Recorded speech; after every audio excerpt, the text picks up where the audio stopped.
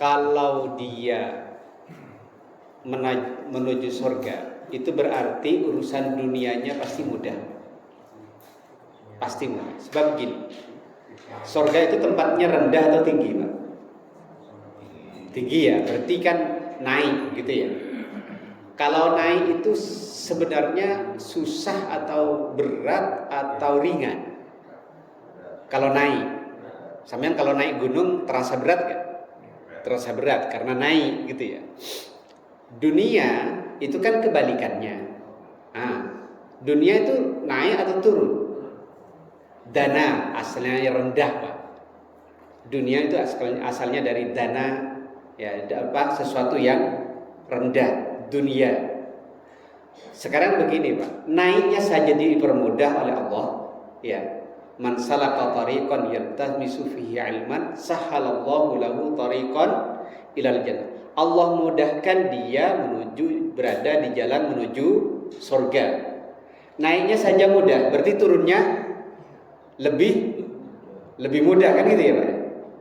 Kalau ada orang hidup di dunia ini, sumpeknya atau ruwetnya hidupnya itu terasa sangat-sangat susah, sulit.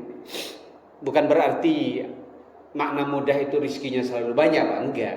Tetapi rasanya gitu, beda. Gitu. Rizkinya bisa jadi sedikit, tapi rasa menjalani hidup tetap mudah, gitu ya. Maka berarti jalan menuju surganya susah, gitu loh.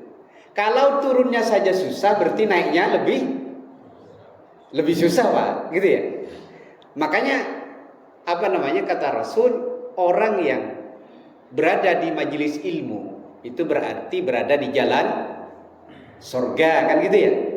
Orang yang berada di majelis ilmu dimudahkan menuju jalan surga. Jalan surga itu kan naik, gitu ya. Beribadah sampai datang ke masjid ini berat enggak? Aslinya berat, Pak. Lebih enak tidur gitu loh. Sampean duduk di majelis taklim begini ini berat aslinya, Pak. Pengennya langsung pulang. Gitu loh. Karenanya itu naik. Nah, sampean itu bisa. Dalam perkara seperti ini, dalam perkara naik saja mudah, apalagi dalam perkara turun dalam urusan dunia pasti jauh lebih mudah. Nah, berarti apa rahasianya kalau ingin dimudahkan dalam urusan dunia? Harus mudah dalam urusan akhirat. Ya, kalau nggak mudah susah. Nah, gitu kira-kira.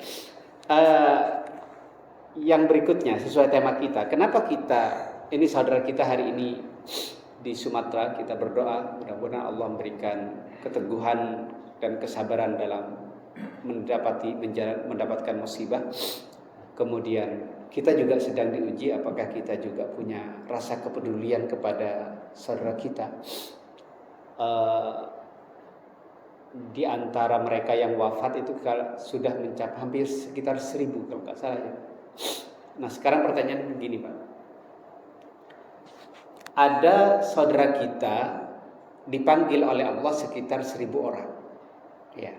Sekarang pertanyaannya, kenapa kita bukan termasuk yang dipanggil? Kenapa kita masih ada di hari Ahad ini kok masih bisa bernafas? Kan itu pertanyaannya, sesuai tema kita hari ini. Nah, ini yang perlu kita tanya kepada diri kita, termasuk ibu-ibu. Kenapa kok hari ini, mungkin juga besok, kita masih dihidupkan oleh Allah Subhanahu wa Ta'ala? Pertanyaan ini dijawab oleh Allah dalam surat Al-Mulk. Ya. Kenapa sampean masih hidup hari ini? Ini ada alasan. Kenapa kita masih bisa beraktivitas di hari Ahad ini? Kenapa tidak dipanggil oleh Allah Subhanahu wa Ta'ala seperti tetangga kita atau seperti saudara kita yang dipanggilnya melalui musibah hujan dan banjir? Jawabannya adalah huwallazi khalaqal mauta. Dialah Allah yang menciptakan kematian wal hayata dan kehidupan. Tujuannya apa? Allah menghidupkan kita hari ini. Ini Pak alasan. Liyabluwakum ayyukum ahsanu amala, untuk menguji kita yang paling baik amalnya. Berarti alasan kita satu-satunya hidup hari ini adalah untuk apa Pak kira-kira Pak? Untuk beramal. Ya. Jadi mindset orang mukmin itu hanya untuk beramal. Dalam mindset kita, setiap kita bertambah umur, bertambah waktu, berarti itu kesempatan dari Allah untuk kita beramal. Nah, amal itu Pak, sebenarnya apa namanya? Terkandung di dalam doa yang sering kita ucapkan. Apa Pak? Doa yang sering saya ucapkan. Yang paling sering. Misalnya tadi habis sholat, yang paling sering doanya. Itu alhamdulillah bukan doa. Syukur. Apa Pak? Doa yang paling sering sampai ucapkan. Rabbana atina fid dunya hasanah wa fil akhirati hasanah wa qina adzabannar. Sebenarnya amal ini terkandung di doa ini. Ayo kita bahas pada kesempatan ini. Doa ini ada dalam surat Al-Baqarah. Ya, ada dalam surat Al-Baqarah ayat 200 dan 201. Doa ini diulang 2 kali, tapi dengan sedikit beda redaksi. Yang pertama adalah, ini nanti unik Pak. Sampean kalau berdoa Rabbana atina fid dunya hasanah wa fil akhirati hasanah wa qina adzabannar. Kalau wa fil akhirati kan sudah jelas Pak ya. Apa yang dimaksudkan fil akhirat? Wa fil akhirati hasanah, di akhirat mendapatkan kebaikan. Berarti kebaikannya itu apa? Surga. Sekarang kalau fid dunya hasanah Pak, kalau sampean minta dunia yang penuh dengan kebaikan, itu apa yang ada di benak sampean? Ya Allah berikan kepada kami dunia yang sukses, yang kira-kira yang ada di benak sampean itu apa? Harta gitu ya? Apalagi? Dunia. Sampean ketika minta dunia kepada Allah itu yang ada di benak sampean itu apa? Sehat, apalagi? Ya, keturunan, apalagi? Ya duit juga Pak ya. Gitu.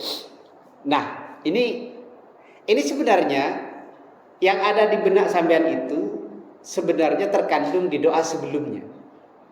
Ini ayat Rabbana atina fid dunya hasanah itu ada di ayat 201. Ayat 200-nya bunyinya begini. Faminan nasi di antara manusia may yaqulu, ada yang berkata Rabbana atina fid dunya. Ya Allah berikan kepada kami dunia. Berarti dunia duit, sehat. Apalagi Pak? Anak kan gitu ya, banyak. Pokoknya terkait urusan jabatan, kira-kira begitu. Itu doa yang pertama Pak. Tapi kalau sampean doanya yang seperti ini Pak, bahaya. Bahayanya apa Pak? Di ayat tersebut apa lanjutannya? Wa ma lahu fil akhirati min khalaq. Sampean nanti tidak ada baginya fil akhirah, di akhirat, min khalaq, bagiannya. Jadi kalau sampean misalnya pergi ke Ka'bah, fulus kan ada video gitu ya. fulus ya Allah. Sebenarnya nggak ada masalah Pak. Cuma nanti di otaknya ini yang perlu dibenahi. Untuk apa? Gitu loh. Kalau sampean nggak mampu menjawab itu Pak, itu bahaya. Bahayanya apa? Wa ma lahu fil akhirati min khalaq. Orang yang cuma minta jabatan, ternyata setelah dikasih jabatan kerjanya pencitraan. Gitu loh.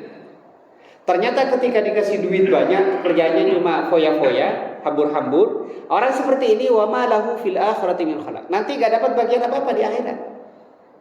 Maka hati-hati sampai minta doa Rabbana atina fid dunya.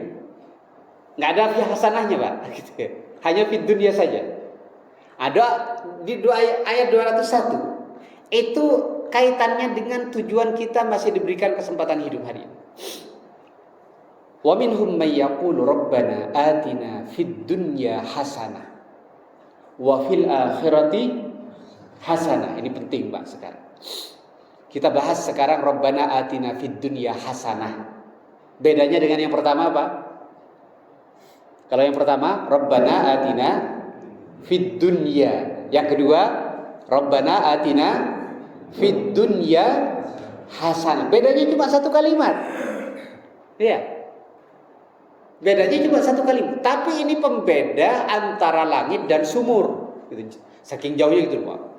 Yang fid dunya hasanah itu di langit, yang fid dunya saja itu di sumur, gitu ya, paling rendah. Saking jauhnya. Apa bedanya? Jadi kalau doa orang mukmin itu doa, kalau yang pertama itu doanya orang kafir, doanya orang materialis gitu. Pokoknya yang ada di benaknya itu otaknya duit gitu. Duit itu untuk apa nggak jelas. Makanya kalau orang duitnya nggak jelas untuk apa, Pak, dikasih satu hutan Sumatera sih kurang, Pak. Ya, masih kurang gitu loh. Nanti pindah ke satu hutan di Kalimantan, dikasih satu hutan di Kalimantan dan Sumatera masih kurang, karena dia nggak tahu untuk apa gitu.